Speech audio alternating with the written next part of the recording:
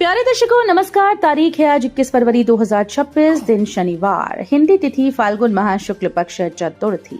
आइए नजर डालते हैं हमारे प्यारे राज्य उत्तराखंड की तमाम बड़ी खबरों पर।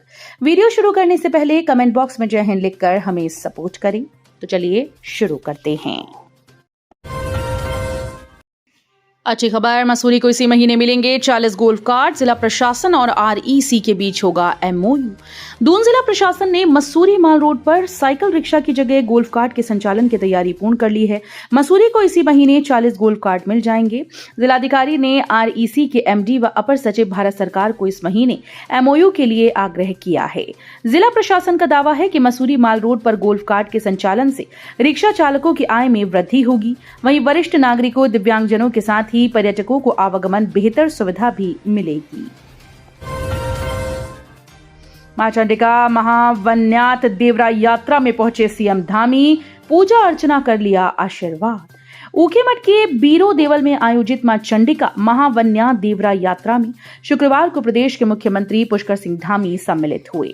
मुख्यमंत्री ने सर्वप्रथम मां चंडिका मंदिर पहुंचकर महायज्ञ में भाग लिया और वैदिक मंत्रोच्चारण के बीच पूर्ण विधि विधान से पूजा अर्चना कर मां चंडिका का आशीर्वाद लिया।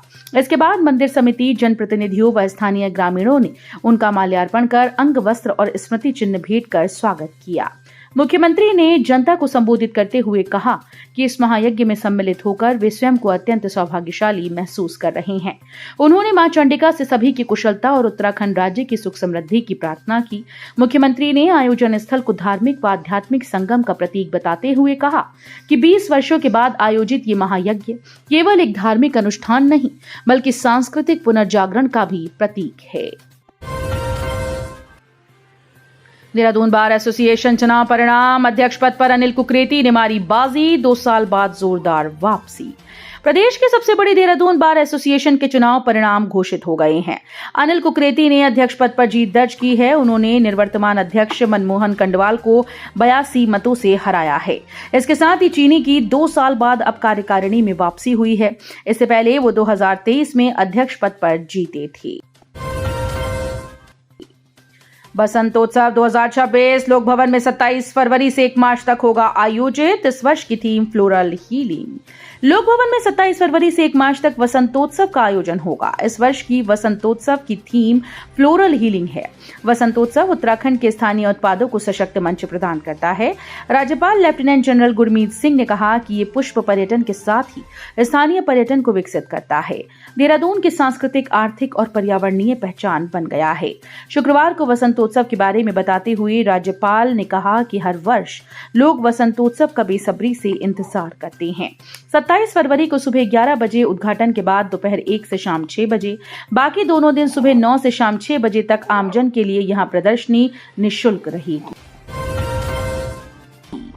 निर्माणाधीन भवन में नमाज पढ़ने का वीडियो वायरल, दोनों पक्षों को बुलाकर की वार्ता, प्रशासन सतर्क। नगर क्षेत्र ज्योतिर्मठ में नगर पालिका के निर्माणाधीन भवन में नमाज पढ़ने का वीडियो वायरल होने पर प्रशासन सतर्क हो गया। एसडीएम ज्योतिर्मठ चंद्रशेखर वशिष्ठ ने दोनों पक्षों के लोगों को बुलाकर वार्ता करते हुए शांति व्यवस्था बनाए रखने को कहा। साथ ही पुलिस को निर्देश दिए कि माहौल बिगाड़ने वालों पर निगरानी रखी जाए। नगर पालिका के मीट बाजार में बच्चों के लिए टेबल टेनिस का भवन निर्माणाधीन है। इस भवन में कुछ मुसलमानों के नमाज पढ़ने का वीडियो बृहस्पतिवार को सोशल मीडिया पर वायरल हो गया। गंगा घाट किनारे मां के पास सो रही 2 साल की बच्ची का अपहरण, पुलिस ने 4 घंटे में किया बरामद। शहर कोतवाली क्षेत्र के मायापुर स्थित तुलसी चौक के पास गंगा घाट किनारे मां के साथ सो रही 2 साल की बच्ची को देर रात अज्ञात व्यक्ति ने अपहरण कर लिया। घटना से इलाके में हड़कंप मच गया। सूचना मिलते ही पुलिस ने शहर भर में घेराबंदी कर सघन तलाशी अभियान चलाया। लगातार दबिश के बाद शुक्रवार दोपहर बच्ची को ऋषिकुल मैदान के पास सड़क किनारे से सुरक्षित ढूंढ लिया गया। आरोपी फरार है और उसकी तलाश जारी है। खेतों में पहली बार उगाया जाएगा विदेशी प्रजाति का कद्दू। बागेश्वर जिले के काश्तकारों की आय दुगनी करने और बंजर खेतों को आबाद करने के लिए उद्यान विभाग परंपरागत खेती के अलावा नए प्रयोग कर रहा है। विदेशी मूल की उन्नत सब्जी बटर नट स्क्वैश प्रजाति के कद्दू की बड़े पैमाने पर खेती कराने की तैयारी की जा रही है। अपने खास मिठास और बेमिसाल औषधीय गुणों के लिए मशहूर ये सब्जी न केवल बाजार में ऊंचे दामों पर बिकती है बल्कि सेहत के लिए भी किसी वरदान से कम नहीं है। विभागीय अधिकारियों के मुताबिक जिले की जलवायु इस विशिष्ट कद्दू के लिए बेहद अनुकूल है। उद्यान विभाग की ओर से इन दिनों प्रगतिशील किसानों की पहचान की जा रही है, जिन्हें उन्नत किस्म के बीज और तकनीकी मार्गदर्शन उपलब्ध कराया जाएगा। विभाग की योजना है कि क्लस्टर आधारित खेती के जरिए एक बड़ा उत्पादन क्षेत्र विकसित किया जाए ताकि बाहरी मंडियों के व्यापारी सीधे खेतों तक पहुंच सकें। हथियार सप्लाई मामले में बेहड़ का हमला, पूर्व विधायक शुक्ला पर लगाए गंभीर आरोप।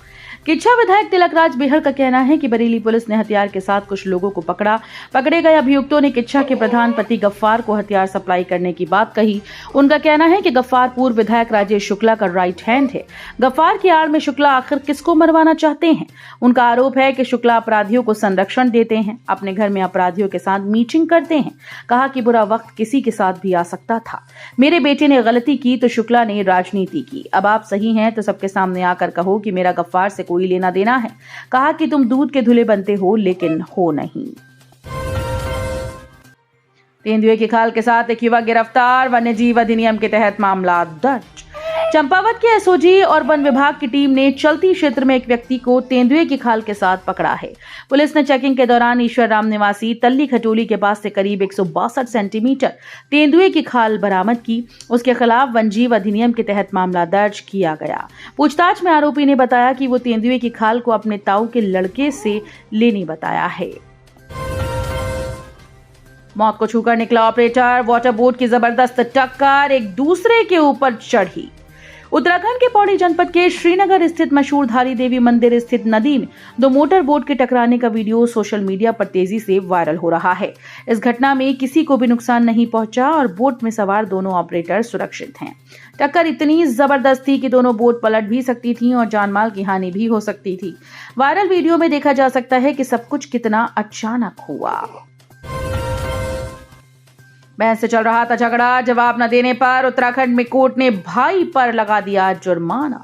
देहरादून की एक सिविल अदालत ने पैतृक संपत्ति के बंटवारे को लेकर चल रहे भाई बहन के विवाद में आदेश दिया। कोर्ट ने मामले में देरी करने और समय पर जवाब दाखिल न करने पर प्रतिवादी भाई पर 1000 रुपए का जुर्माना लगाया है। साथ ही बहन के पक्ष में जारी स्टे के आदेश को अगली तारीख तक बरकरार रखा है। दुकान के गोदाम में खून से लथपथ मिला जूता व्यापारी, सिर में लगी गोली, जांच में जुटी पुलिस।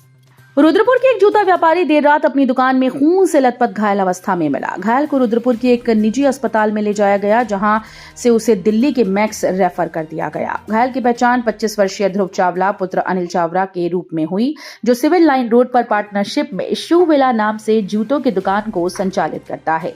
युवक के सिर में गोली लगी है और उसकी हालत नाजुक बताई जा रही है। गंगा नदी से अज्ञात व्यक्ति का शव बरामद, जांच में जुटी पुलिस। उत्तराखंड राज्य आपदा प्रतिक्रिया बल की टीम ने शुक्रवार को तलाशी अभियान के दौरान पशुडूग बैराज क्षेत्र से एक अज्ञात व्यक्ति का शव बरामद किया।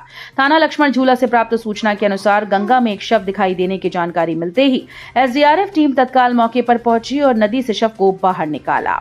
प्रारंभिक जांच में मृतक की उम्र लगभग 45 से 50 वर्ष के बीच बताई जा रही है। खराब सड़क के कारण हादसा, बस को पास देने के दौरान पिकअप खाई में गिरा, 5 लोग घायल। पहाड़ों में जर्जर सड़कों का खामियाजा एक बार फिर से लोगों को भुगतना पड़ा। जिले के सल्ट क्षेत्र में शुक्रवार को डोटियाल सराय खेत मार्ग पर एक पिकअप वाहन अनियंत्रित होकर गहरी खाई में जा गिरा। हादसे में 5 लोग गंभीर रूप से घायल हुए, जबकि 2 को अन्य हल्की चोटें आई हैं। जानकारी के अनुसार पिकअप वाहन डोटियाल से सराय खेत की ओर जा रहा था। डोटियाल से करीब 1 किलोमीटर आगे सड़क काफी खराब स्थिति में है। इस दौरान सामने से आ रही बस को पास देने के प्रयास में चालक नियंत्रण खो बैठा और वाहन लगभग 50 मीटर नीचे खाई में जा गिरा। वाहन में कुल 7 लोग सवार थे। हादसे के समय 2 लोग वाहन से छिटक कर बाहर गिर गए, जिससे उन्हें मामूली चोटें आईं। वहीं पिकअप के अंदर फंसे 5 लोग गंभीर रूप से घायल हुए। दुर्घटना के बाद स्थानीय लोग तुरंत मौके पर पहुंचे और राहत बचाव कार्य शुरू कर दिया। तो ये थी उत्तराखंड की बड़ी खबरें। हम मिलेंगे अगले बुलेटिन में, तब तक के लिए धन्यवाद।